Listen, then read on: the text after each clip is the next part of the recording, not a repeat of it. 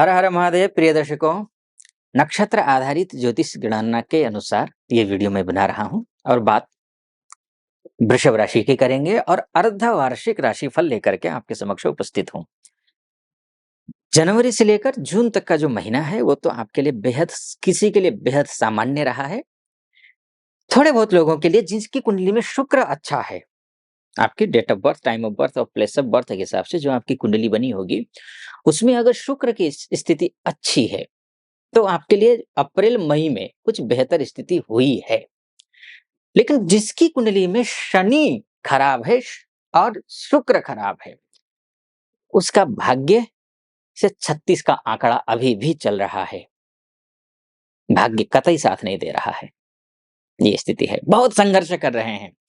Professional life को लेकर के संघर्ष कर रहे हैं आप, पर्सनल लाइफ को लेकर के संघर्ष कर रहे हैं, फाइनेंस को लेकर के संघर्ष कर रहे हैं, मेंटल स्ट्रेस हद से ज्यादा बढ़ा हुआ है।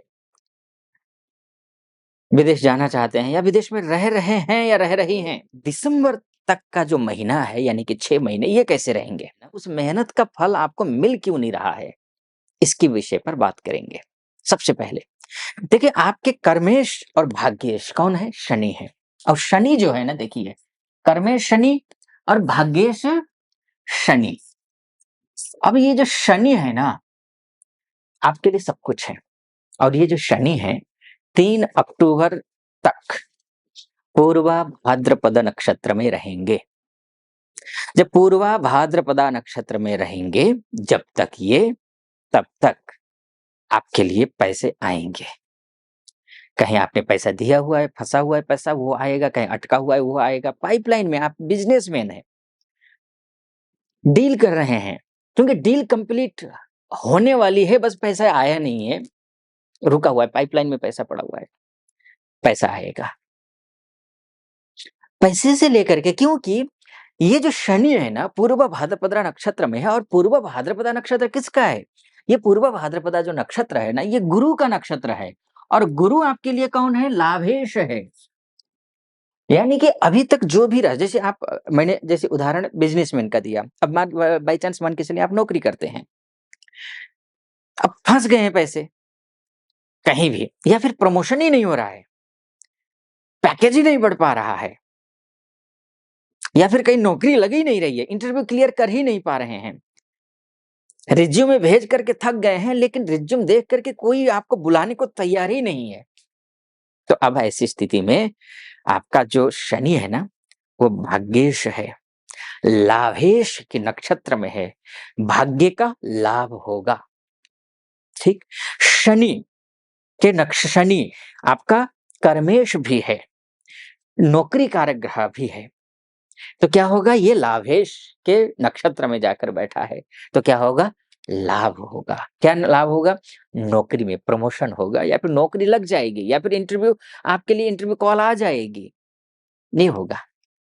ठीक। वहीं पर आप वैवाहिक जीवन से संबंधित हैं, तब भी आपके लिए अच्छा है, क्योंकि गुरु जो है ना, वो वैवाहिक जीवन से रिलेटेड होता है। और गुरु के नक्षत्र में शनि है, और भाग्येश गुरु के नक्षत्र में, यानी कि भाग्य में विवाह लिख देगा शनि, भाग्य में विवाह लिख देगा। अभी तक जो भी आप माता पिता हैं, वर या वधू की तलाश कर रहे हैं, या फिर आप ऑलरेडी ढूंढ रहे हैं अपने सुयोग्य वर या वधू को, तो इस स्थिति में आपको सफलता मिलेगी। किसी से प्रेम करते हैं तो भी अच्छा है आपके लिए। ये सारी चीजें ठीक है। इसका एक पक्ष है, आप और समझ लीजिए, 3 अक्टूबर तक तो पूर्व भाद्रपदा नक्षत्र में है, क्योंकि 3 अक्टूबर के बाद जो है ना, ये शतभिषा नक्षत्र में जाएगा, जो कि ये शतभिषा नक्षत्र जो है ना, ये राहु का नक्षत्र है। और आपकी राशि के हिसाब से राहु जो है ना, एकादशस्थ है, और एकादशस्थ राहु फलदायी होता है, लाभदायी होता है। और ये मीन राशि में बैठा है, और मीन राशि किसकी राशि है? गुरु की राशि है। तो यानी कि चाहे आप कान सीधा पकड़ लीजिए, चाहे इधर से पकड़ लीजिए, शनि जो है कहीं ना कहीं गुरु से संबंधित है, ये मानकर चलिए। क्योंकि राहु के नक्षत्र में जाकर बैठेगा, शतभिषा नक्षत्र में। क्योंकि चूंकि देखिए, शतभिषा नक्षत्र के बाद ही पूर्व भाद्रपदा नक्षत्र आता है, क्योंकि वक्री है ना, ये 30 जून से ये वक्री हो रहा है। तो ये 15 नवंबर तक वक्री रहेगा और वक्री जब ग्रह होता है, चेष्टा बलि होता है, वो उच्च के समान फल देता है। तो आपके लिए अच्छा पापी ग्रह है, चूँकि शास्त्र ये भी कहता है कि जो शनि पापी होता है, राहु केतु पापी होते हैं, चूँकि राहु और केतु हमेशा वक्री होते हैं। राहु श वक्री और मार्गी दोनों होता है, लेकिन आपके लिए शनि पापी तो नैसर्गिक रूप से है, लेकिन आपके लिए भाग्येश है, कर्मेश है और शास्त्र कहता है केंद्रेश और त्रिकोणेश कभी पापी नहीं होते हैं। तो ऐसी स्थिति में वक्री ग्रह होने के बावजूद शनि आपको शुभ फल देगा और उस शुभ फल भी उच्चतम स्तर पर देगा और नक्षत्र सही नक्षत्र पर बैठा है। तो इसका मतलब क्या हुआ? आपके लिए शुभ है। खैर और मैं आगे बढ़ूँगा, मैं गुरु के नक्षत्र, राहु का नक्षत्र, केतु का नक्षत्र पे भी आऊँगा। उससे पहले मैं आपसे एक निवेदन करना चाहूँगा, पहली बार अगर आप मेरा वीडियो देख रहे हैं, पूरा वीडियो सुनिए। सटीक लगे मेरा विश्लेषण, आपको ऑथेंटिक लगे, तो चैनल को सब्सक्राइब, लाइक, वीडियो को और कमेंट बॉक्स में जाकर के हर हर महादेव 5 बार या 11 बार अवश्य लिख दीजिएगा। ये मेरा निवेदन है। अगर फेसबुक, इंस्टा चलाते हैं तो आप यूज़ करते हैं, तो नीचे डिस्क्रिप्शन में फेसबुक और इंस्टाग्राम का लिंक है और उसमें मैं नया हूँ। तो उसको क्लिक करके फॉलो उस पर भी कर दीजिएगा और आप फेसबुक और इंस्टाग्राम के माध्यम से ही देख रहे हैं, तब भी आपसे निवेदन है, फॉलो, लाइक और कमेंट ज़रूर कर दीजिएगा। चलिए, आधा मिनट अपने लिए लिया मैंने, फिर आपके विषय पर आता हूँ, आपकी राशि पर आता हूँ। अब बात कर लेते हैं गुरु के नक्षत्र की। गुरु देखिए आपके लिए 20 अगस्त तक रोहिणी नक्षत्र में है, जो कि चंद्रमा का नक्षत्र है और आपके लिए चंद्रमा जो है ना बहुत मायने रखते हैं। अब गुरु कौन है? गुरु आपके लिए लाभेश हैं। गुरु कौन है? आपके लिए अष्टमेश हैं। लाभेश अर्थात सोर्स ऑफ इनकम होगा, बढ़ेगा। लाभ किसका? गुरु से संबंधित लाभ। अब गुरु से संबंधित लाभ क्या है?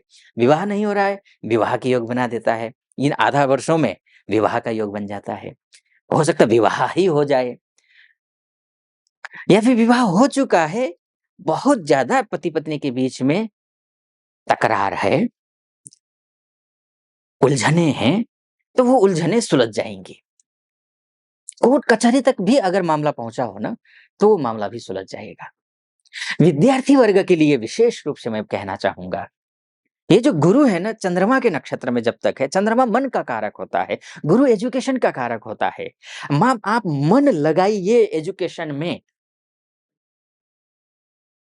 अगर इतना कर लेते हैं, आजकल तो ख़ैर ये सब गड़बड़ी चल रहा है, एग्ज़ाम्स वगैरह भी, लेकिन आने वाले जो भी एग्ज़ाम देंगे ना आप, चाहे नीट की तैयारी कर रहे हों, चाहे आप जेईई की तैयारी कर रहे हों, चाहे आप सिविल सर्विसेज़ की तैयारी कर रहे हों, चाहे पीएचडी की तैयारी कर रहे हों आप, चाहे एमफिल की तैयारी कर रहे हों आप, किसी भी उच्च शिक्षा की तैयारी करें, चाहे आप आइलेट्स की तैयारी कर रहे हैं विदेश जाने के लिए, एजुकेशन वीज़ा के तहत विदेश जाना चाहते हैं, तब भी। या फिर आप स्कूल में, कॉलेज में शिक्षक हैं, अध्यापक हैं, प्रोफ़ेसर हैं, लेक्चरर हैं, प्रिंसिपल हैं, चाहे आप कहीं के किसी यूनिवर्सिटी के आप चांसलर हों। आपके लिए एजुकेशन लाइन से अगर आप हैं, तो शानदार है ये समय आपके लिए, बहुत ही बढ़िया है। जब तक रोहिणी नक्षत्र में गुरु है एक। लेकिन 20 अगस्त से लेकर के 28 नवंबर के बीच में ये मृगशिरा नक्षत्र में रहेंगे और मृगशिरा नक्षत्र आपके लिए क्या है ये आप समझ लीजिए। अगर आप विशेष रूप से विदेश में हैं, तो मृगशिरा नक्षत्र में जैसे ही गुरु पहुंचेंगे, यानी कि 20 अगस्त से लेकर के 28 नवंबर के बीच का जो समय है वो शानदार है आपके लिए। अगर आप विदेश में रहते हैं तो या फिर विदेश जाना चाहते हैं, चाहे वर्किंग वीज़ा के तहत हो, चाहे पीआर के तहत हो, चाहे एजुकेशन वीज़ा के तहत हो या फिर आप ऑलरेडी वहाँ हैं, ग्रीन कार्ड को लेकर परेशान हैं, पीआर को लेकर परेशान हैं, नौकरी में नौकरी लग नहीं रही है, संघर्ष कर रहे हैं, जो नौकरी है वो छूटने की स्थिति में है। तो ये सब कुछ स्थिति अगर है और फाइनेंस को लेकर के बहुत परेशान हैं, तो उस स्थिति में अब जो ग्रह है ये मृगशिरा नक्षत्र किसका नक्षत्र है? ये मंगल का नक्षत्र है मृगशिरा नक्षत्र। ये शानदार आपको फल देगा। गुरु और मंगल के बीच में बहुत अच्छी दूध काटी रोटी होती है। तो ये अच्छा फल देगा आपको। ठीक, ये भी आप समझ लीजिए। अब इसके बाद जाकर के आपका मंगल के नक्षत्र में कब तक? 28 नवंबर तक है। उसके बाद जाकर के फिर से वो क्योंकि गुरु वक्री हो जाएगा ना 9 नवंबर से। 9 अक्टूबर से माफ़ कीजिए, वक्री हो जाएगा तो क्या होगा कि फिर से ये रोहिणी नक्षत्र में वापस आएँगे। एक विचित्र बात क्या है ना, गुरु भी वक्री हो रहे हैं, शनि भी वक्री हो रहे हैं। शनि तो इसी 30 जून से वक्री हो रहे हैं, गुरु चूँकि 9 अक्टूबर से वक्री हो रहे हैं और राहु केतु तो वक्री होते ही हैं। तो यानी कि अब जो 4 महत्वपूर्ण ग्रह हैं, जो लंबे अवधि तक एक राशि पर वो रहते हैं, ऐसे जो ग्रह हैं, सारे वक्री हैं। और वक्री ग्रह मजबूत होते हैं। देखिए आपके लिए ये तो मोटा-मोटी तौर पर है। आपकी कुंडली ही आपका डीएनए होता है। अगर आपकी कुंडली ठीक-ठाक स्थिति में भी है, ये मानकर चलिए ठीक-ठाक, लग्न ठीक है, ठीक-ठाक है, लग्नेश ठीक-ठाक है, राशिश ठीक-ठाक है, राशि ठीक है आपका, त्रिकस्थ कोई ज़्यादा ग्रह नहीं है, केंद्रस्थ या त्रिकोणस्थ ज्यादातर ग्रह हैं, दिग्बल, कालबल, चेष्टा बल में अच्छी स्थिति में हैं। षडबल में अच्छी स्थिति में है, नवांश में, दशांश में, त्रिंशांश में, चतुर्थांश में ग्रह अच्छी स्थिति में हैं, तो 100% आपको दुगुना फल मिलेगा, 100%। अगर हर कहीं से पिटे हुए हैं ग्रह, मान के चलिए भाग्य ही अस्त हो आपका, लग्नेश ही अस्त हो आपका, राशिश ही अस्त हो आपका, पापस्थ हो, अस्त हो, शत्रुंगत हो, त्रिकस्थ हो, तो फिर तो कहना ही क्या, फिर तो देखिए जो फलादेश कर रहा हूँ वो भी हो सकता है आप पर सटीक ना बैठे। ये मोटा-मोटी तौर पे है, क्योंकि अब अगर आप डिटेल में कुंडली दिखाना चाहते हैं, तो नीचे नंबर है, उस नंबर पे आप कॉल करके भी मुझसे अपनी कुंडली का एनालिसिस करवा सकते हैं। तो उस नंबर पे कॉल कीजिए और हमारे टीम मेंबर से बात कीजिए।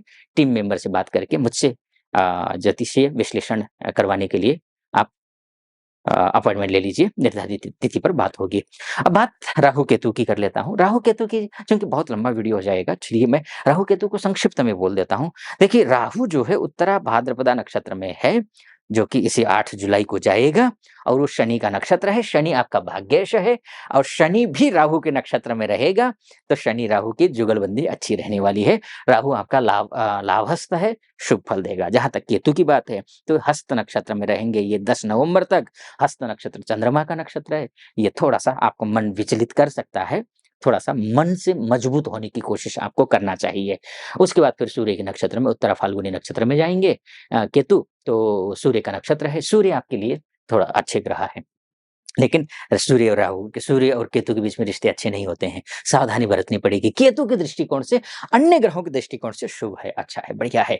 तो हाँ, कुछ सावधानियाँ भी बरतिए, सावधानी में जो है ना आज अनावश्यक रूप से गुस्सा करना, लड़ना, झगड़ना, शराब पीना या फिर इस तरीके से जो है ना बहुत ज़्यादा गंदे लोगों के बीच में उठना-बैठना ये मत करिएगा। ये ज़रूर निवेदन है।